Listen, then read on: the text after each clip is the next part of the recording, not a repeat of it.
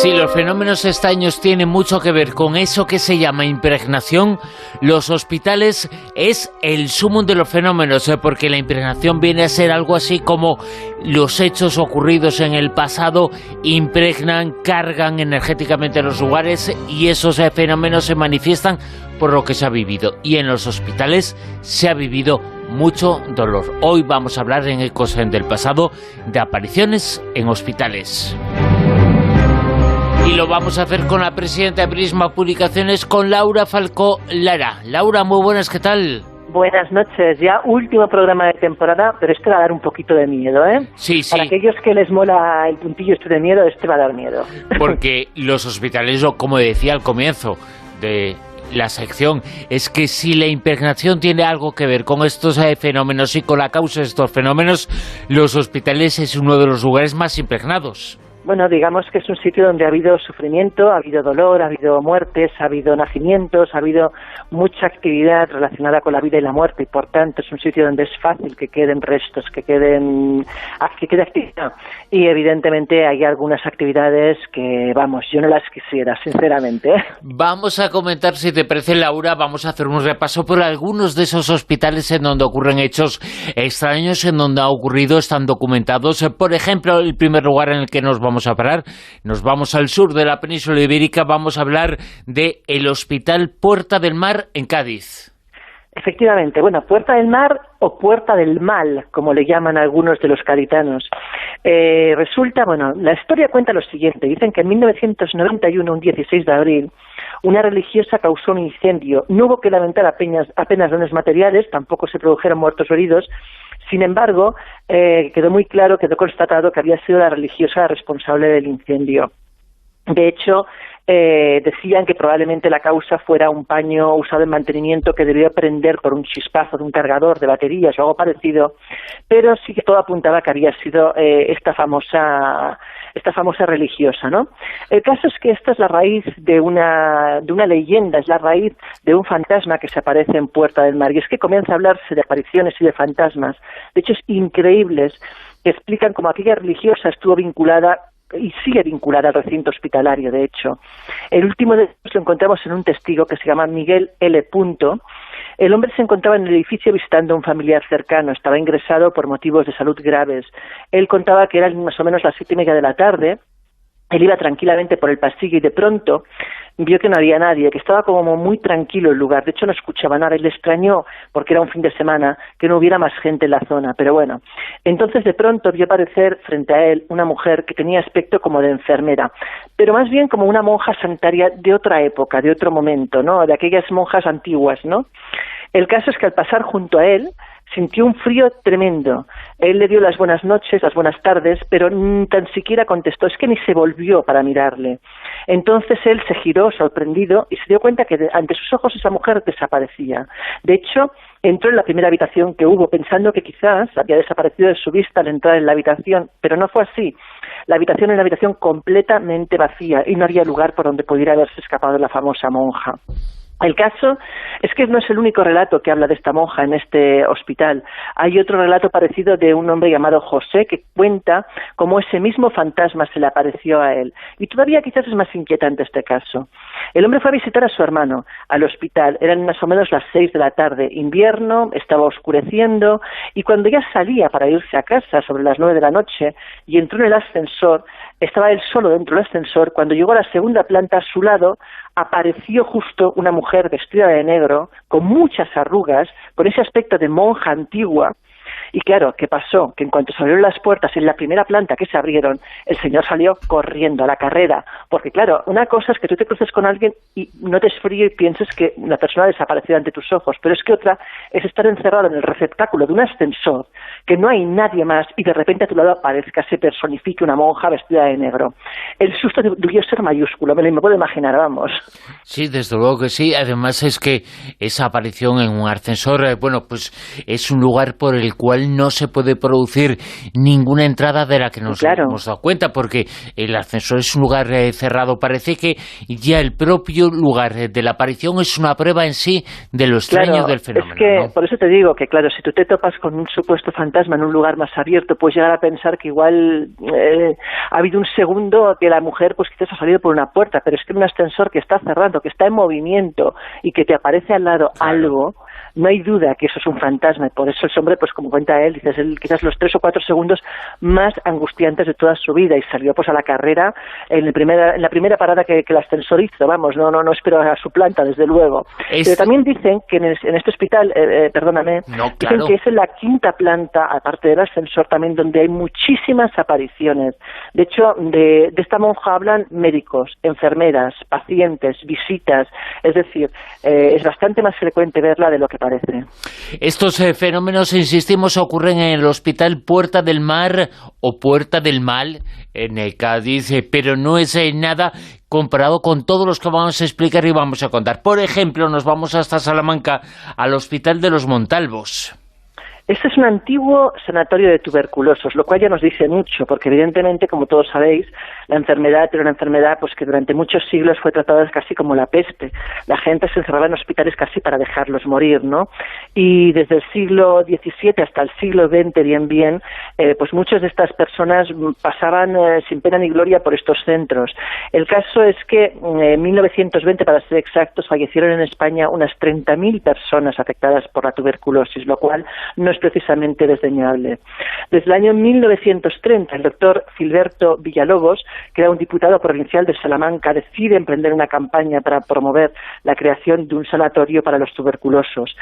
Pero no fue hasta el 25 de abril de 1935 cuando pusieron la primera piedra, y en el 48 cuando pudieron abrir sus puertas, con un total, para ser exactos, de 601 camas. Además, el lugar contaba con su propio cementerio, donde pues muchas personas que habían fallecido precisamente en el sanatorio de tuberculosis eran enterradas.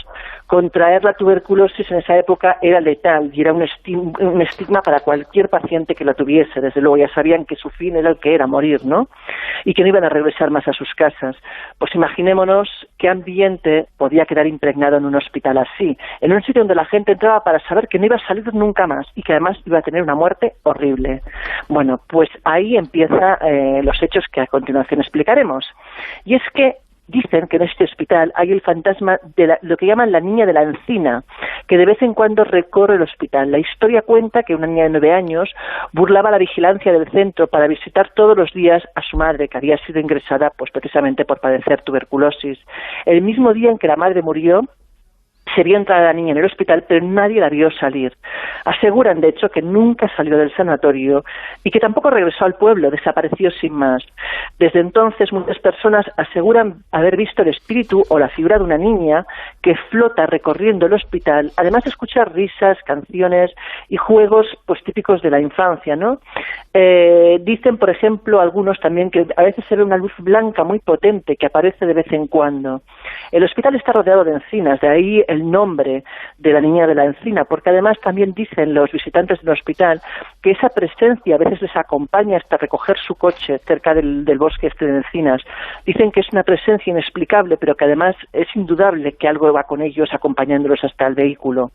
De estos fenómenos se han hecho eco diversos programas de televisión, periódicos, reportajes, expertos. Hay psicofonías, hay grabaciones donde se oyen frases tan inquietantes como «mamá, búscame», o «no puedo salir», o «tengo hambre, ayúdame». O sea, escalofriante, diría yo, ¿no? Es como si esa aparición, esa persona se estuviera manifestando con dolor o el dolor que había sufrido en su vida, que es una característica de este tipo de casos, de este tipo de episodios que se dan en hospitales. Hemos comentado ahora el de los Montalvos en Salamanca. Atención, porque el siguiente también, el nombre ya lo dice todo. Este es el hospital, en Badajoz nos situamos, del Perpetuo Socorro. Pues sí, como dices, el nombre ya es muy sintomático, ¿no? Ahí, por lo visto, se aparece también una monja. Una monja que además tiene nombre propio, se llama Sor Rosario. Y hay muchísimos testimonios respecto a este personaje. Pero bueno, hablaremos de algunos. Mira, en una habitación... ¿Cómo son las monjas, Pues porque sí, hay varios casos relacionados con monjas que parecen la bondad hecha persona, pero hecha fantasma ya no es bondad, ¿eh? Bueno, pensemos que en la mayoría de casos estos personajes, que luego lo comentaremos, anuncian cosas normalmente y no suelen ser malos, entre comillas. Incluso a veces anuncian pues, que alguien se va a curar, pero claro, su presencia es bastante inquietante, luego, para ser exactos. Bueno, comentábamos, en este hospital tenemos, por ejemplo, 3 casuísticas, ¿no? Una es, en una habitación hay 2 pacientes varones, uno le acaban de operar y el otro pues estaba a punto de entrar en el quirófano. El caso es que estaba recién operado, estaba despierto y tenía bastante dolor, y mientras sus acompañantes pues estaban medio dormidos, sentados, esperando a ver si el hombre pues mejoraba, de pronto él ve entrar en la habitación una mujer vestida de negro que se acerca a los armarios. Lo primero que piensa él es que esa mujer quiere robar en la habitación, que se piensa que todos están dormidos, y de hecho él entrecierra los ojos para hacer ver que está dormido y ver a ver qué hace la mujer realmente. Pero de pronto la mujer mira al compañero suyo de habitación, luego lo mira a él y sale de la habitación tal cual ha entrado. Lo más curioso es que cuando él se incorpora se da cuenta que nunca se había abierto la puerta de la habitación, es decir, que la había atravesado. Y eso ya significa, como lo que comentabas antes, raro, sí, de la aparición del ascensor. Bueno, pues hace imposible físicamente que se produzca ese hecho, con lo cual hay que pensar en algo extraño, ¿no? Efectivamente, pero bueno, hay más casos. Sí. Mira, una familia estaba, por ejemplo, con su hija ingresada también y había recibido una noticia muy, muy dura y muy triste, y es que le habían dicho que a la niña le quedaba poco tiempo de vida, porque tenía una infección y una serie de fiebres que no mejoraba con ningún antibiótico y parecía realmente que había hecho una sepsis. De pronto, los padres ven a una monja vestida totalmente de negro que se acerca y les dice que no se preocupen, que su hija al día siguiente va a mejorar y que no va a fallecer en absoluto, que la historia no es esa y que estén tranquilos, que simplemente es una crisis que pasará. Pero, bueno, la monja se va, los padres se quedan súper felices y súper contentos. Por la mañana, cuando llega el doctor, lo comentan con el doctor. Dice, oye, ayer vino la monja, nos dijo que la niña no, que tranquilos, que no sufriéramos, que iba a mejorar, que está la mar de bien, y de hecho la niña está bien. Y el médico se les queda mirando ojiplático y les dice, señores, aquí no hay ninguna monja, no hay nadie. Dice, la única monja que se conoce aquí es el fantasma de Sor Rosario, que dicen muchos que de vez en cuando se aparece. Pues imagínate la cara de los pobres padres. Desde luego que sí. Jolines con la Sor Rosario, ¿eh? Pues sí, pero en este caso tenía actividad después de muerta, una buena noticia. O sea, sí, pero una buena noticia. Pero ¿qué actividad da esta mujer o la de esta monja? Pero bueno, oye, por lo menos después de muerta siguió haciendo cosas. Exacto. ¿No? Joder. Pero fíjate, mira, por ejemplo, tenemos también una pareja de cirujanos que fueron al sótano, porque en el sótano había unos despachos donde pues se reunían a veces los médicos y tenían material y tal. Les habían llamado para operar y de repente ven a alguien delante de ellos que viste de negro. Ellos se giran hacia un lado y la otra persona les parece extraño porque no los mira, se gira como para el otro lado, les da la espalda y de repente desaparece ante sus ojos. Y nuevamente se acercan hacia la zona, porque esa mujer no debería haber estado ahí, se acercan hacia donde han visto a esa persona, donde la han visto desaparecer, y nuevamente es imposible que hubiera desaparecido porque lo que hacen es verla traspasar una puerta, como si fuera humo. Imagínate el susto de los cirujanos, luego ponte a operar, claro. Claro. O sea, sí. claro.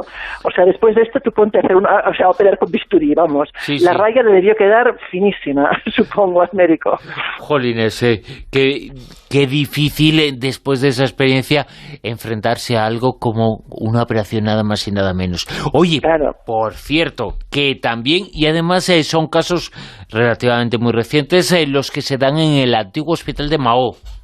Pues sí, en este caso hablamos de luces que se encienden y se apagan solas, susurros, ruidos inexplicables, muebles que aparecen en la otra punta de donde estaban originalmente y una presencia, por lo que cuentan, escalofriante. El tema empieza con un supuesto guardia civil que, bueno, levantó una gran polémica cuando acudió a un programa de televisión en 2007 para decir que tenía a 8 agentes testigos de terroríficos fenómenos paranormales en el antiguo hospital de Mahó, que estaba cerrado. El funcionario que trabajaba ahí, el vigilante, que decía llamarse Daniel, explicó los hechos junto con el policía. Y el caso es que dice que a las 2:30 de la madrugada del 1 de noviembre de 2007, el vigilante de este lugar les llama porque escucha ruidos extraños en una de las plantas. Las instalaciones del Virgen del Toro llevaban meses clausurada. Una patrulla se acerca, llega al recinto, entrevista al vigilante y lo que piensa es que son ladrones que van en busca de material o de cosas que pueden aprovechar. El caso es que piensan que se han escondido en el edificio y empiezan a registrarlo. En la quinta planta ven luces que se encienden y se apagan y por tanto suben allí pensando que probablemente estén ahí, pero no hay nadie. Sin embargo, empiezan a escuchar risas y susurros. Entonces piden refuerzos porque les da la sensación que aparte de estar escondidos, que igual son más de los que ellos imaginan. El caso es que cuando ya el grupo es más numeroso, vuelven a peinar todo el edificio, unos por las escaleras, otros por el ascensor, y se suma a esto un despliegue nuevo de una patrulla del Cuerpo Nacional de Policía, pero siguen sin encontrar a los sospechosos. Es más, en ese momento empiezan a pensar que eran bastante más listos que ellos y que probablemente les hace falta alguna forma diferente de afrontar el problema.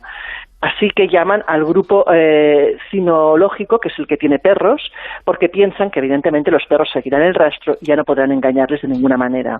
Pero ahí viene lo mejor del caso. El caso es que cuando llega el grupo pues con el perro, ya tienen un primer problema, y es que cuando vuelven a subir a la quinta planta se dan cuenta que todos los muebles que ellos habían visto en una posición originalmente están movidos, pero no movidos unos centímetros, sino que igual un mueble que está en una habitación está en mitad de una planta, que una cama que estaba en mitad de un pasillo está ahora en la habitación.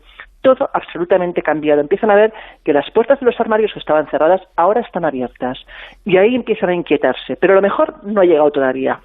Lo mejor ocurre cuando llega el perro, y es que el pobre perro llega, sube en el ascensor, como Dios manda, hasta la quinta planta, y tal como se abren las puertas, el perro empieza a gruñir y no quiere salir del ascensor de ninguna de las maneras.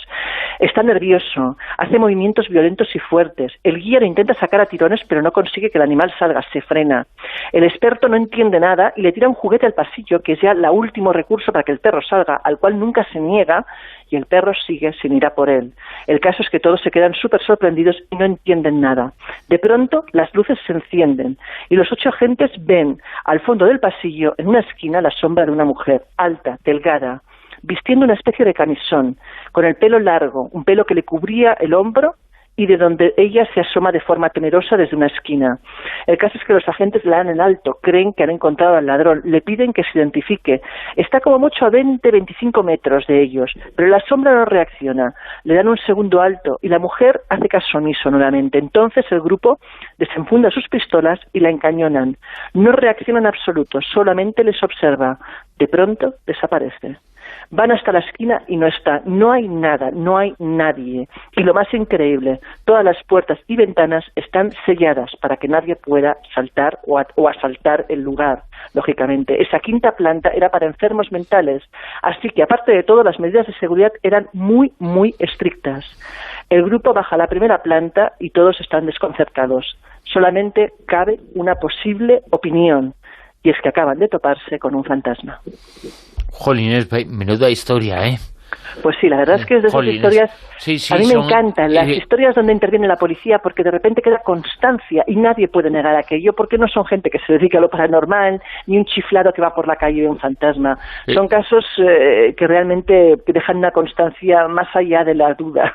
En esta última sección de la temporada hay algunos casos muy fuertes, ¿eh? La semana pasada tomamos un relax, pero ahora se están comentando algunos casos pues muy llamativos y muy bien documentados, además. Pues sí, la verdad es que, bueno, al menos sorprenden. Hay un caso, un hospital en donde han ocurrido muchas cosas, se menciona mucho, se habla mucho. ¿Qué es lo que ocurrió? Ahora lo vamos a contar en el llamado Hospital del Tórax, en Tenerife. Que no es el de Tarrasa, que también tiene su historia, que pero en este caso, efectivamente, pero en este nos centramos en un lugar concreto, en la habitación 29.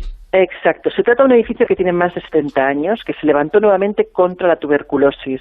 Tiene muchas leyendas acerca de sus paredes y de todo lo que ha ocurrido dentro, pero una de esas historias habla nuevamente de la presencia de una monja fantasmal que se pasea por los pasillos. Ha sido vista por la capilla, sobre todo. Hará 10 años un ciudadano alemán hizo una fotografía de ese lugar y tuvo una sorpresa mayúscula cuando, al descargar el archivo, pudo observar una especie de figura de fuego cuya apariencia recordaba la de una monja. Allí estuvieron desarrollando en el tórax las hermanas de la Orden Mercedaria. Sin embargo, en el tórax las apariciones fantasmales tienen una naturaleza todavía más singular.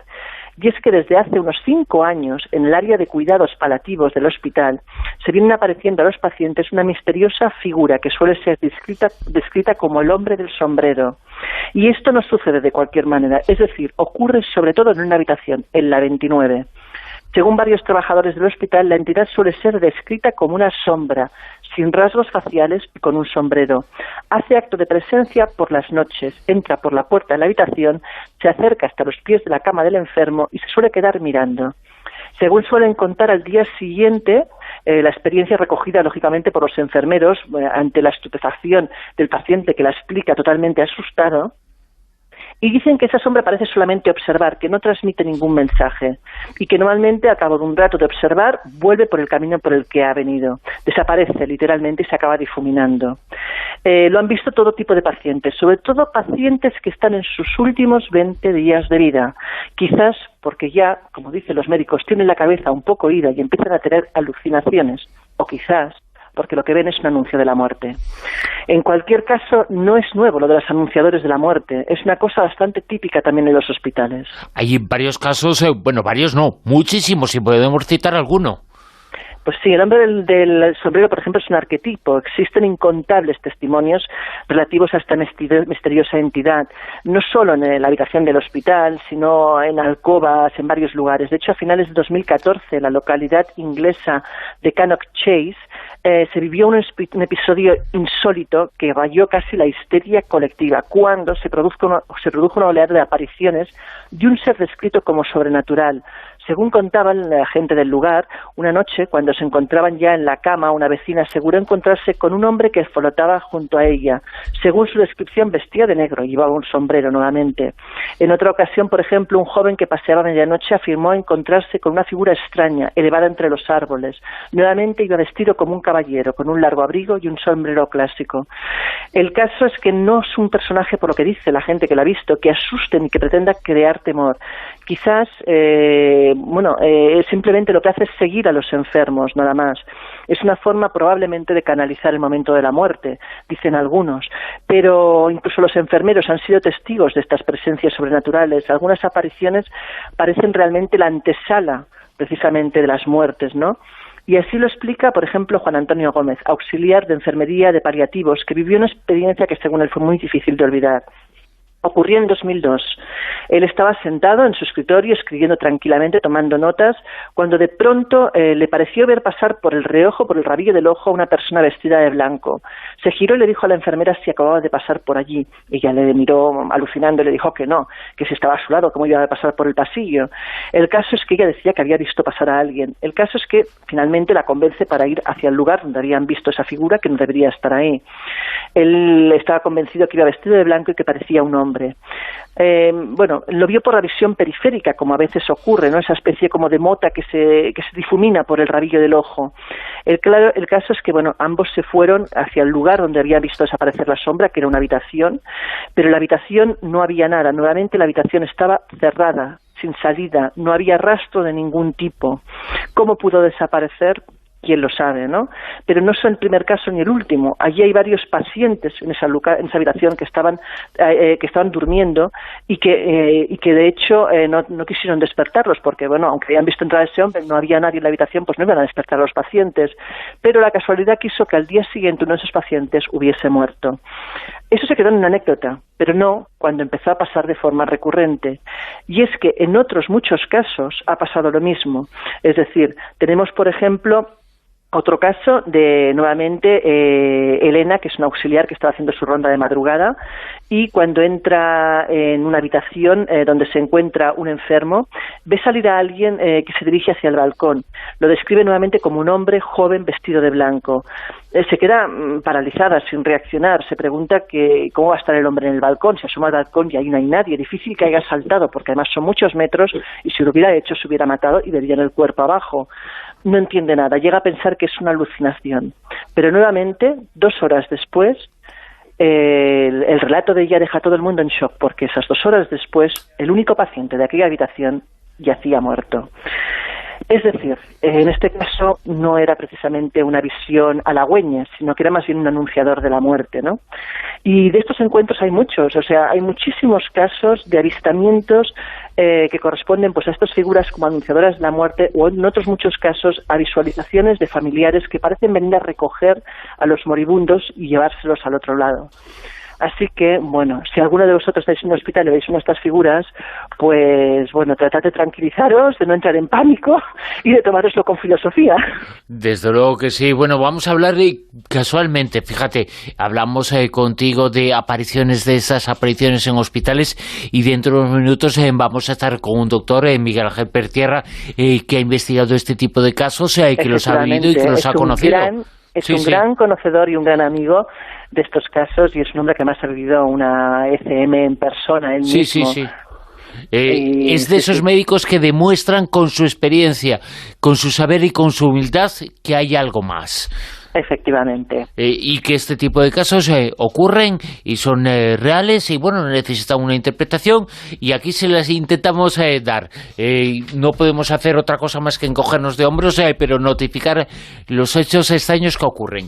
Que, por cierto, se van a comentar muchos y lo vamos a ver, y vamos a dar las pautas para conocer toda la información en un congreso de misterio que se está preparando ya y que va a ser en un lugar por excelencia mágico y misterioso. Pues este año vamos a hacerlo en un lugar súper único, y es que el 5 y 6 de octubre vamos a estar en el Palacio de Benacazón, en Toledo, y ahí celebraremos el Congreso de Misterio. Nos van a acompañar pues grandes del mundo del misterio como Paloma Navarrete, como Lorenzo Fernández Bueno, como Miguel Blanco, que además hará una especie de falso directo de su programa. También tendremos, por ejemplo, a Juan José Sánchez Oro, hablándonos también de temas súper interesantes, y gente pues tan conocida como Josep Guijarro, o, por ejemplo, pues bueno, yo misma también estaré allí, lógicamente, y muchos más personajes del mundo del misterio que nos van a acompañar.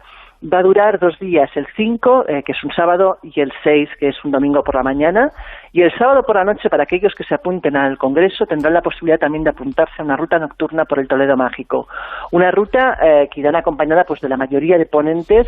Además, pues con Paloma, por ejemplo, otro día comentábamos que ya tiene un par de lugares donde sabe que hay apariciones. A mí también me han pasado experiencias muy curiosas en Toledo, de oír casi psicofonías en directo. Y bueno, y aquellos que quieran venir y acompañarnos, pues les explicaremos todas las historias con guías especializados de la zona, y podremos recorrer pues nocturnamente esa ciudad mágica por excelencia que es Toledo. ¿Y dónde puede conseguir la gente información para saber todo lo que va a ocurrir y dónde puede apuntarse? Pues en congresomisterio.es o en nuestra página espaciomisterio.es. En cualquiera de los dos sitios encontrarán toda la información de todos los ponentes que van a ver, y también pues la posibilidad de comprar el acceso y las entradas tanto al congreso como a la ruta nocturna. Congresomisterio.es, ahí está toda la información sobre este congreso del que seguiremos hablando ya en la temporada 22. Ahora tomamos un pequeño descanso, pero durante todo este mes de agosto aquí en La Rosa de los Vientos estará con sus ecos del pasado Laura Falcolara comentándonos casos, pero recuperamos algunos testimonios, algunas grabaciones, momentos en los cuales a lo largo de esta temporada nos has comentado, Laura, los episodios extraños que se han producido. Son muchos, y los que quedan muchísimos por contar, ¿no?